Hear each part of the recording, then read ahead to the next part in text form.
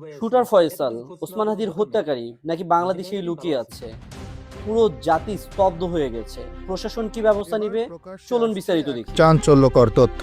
শহীদ ওসমান হাদির খুনি শুটার ফয়সাল কি আদৌ দেশ ছেড়ে পালিয়েছে, নাকি সে এখনও এই দেশের মাটিতেই কোনো এক অজানা ছায়ার ভেতরে লুকিয়ে আছে? এক্সক্লুসিভ অনুসন্ধানে উঠে এসেছে এমন কিছু তথ্য যা শুনে স্তব্ধ হয়ে যাচ্ছে পুরো দেশ। এতদিন ধরে বলা হচ্ছিল হাদিকে গুলি করার পর শুটার ফয়সাল সীমান্ত পেরিয়ে পালিয়েছে, কিন্তু গোপন সূত্র বলছে এই সীমান্তে পালানোর গল্প আদৌ সত্য নাও হতে পারে।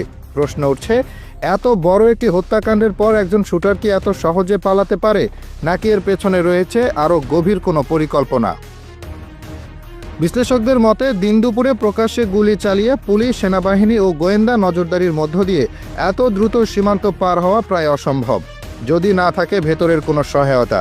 এই প্রেক্ষাপটে আলোচনায় এসেছে পিনাকি ভট্টাচার্যের একটি ফেসবুক পোস্ট। তিনি দাবি করেছেন, শহীদ হাদিকে গুলি করার পর সীমান্তে পালানোর একটি সাজানো নাটক তৈরি করা হয়েছিল, আড়ালে থেকে গিয়েছিল প্রকৃত শুটার ফয়সাল। আরও বলা হচ্ছে, আগামীকাল প্রকাশিত হতে যাচ্ছে একটি এক্সক্লুসিভ অনুসন্ধানী রিপোর্ট।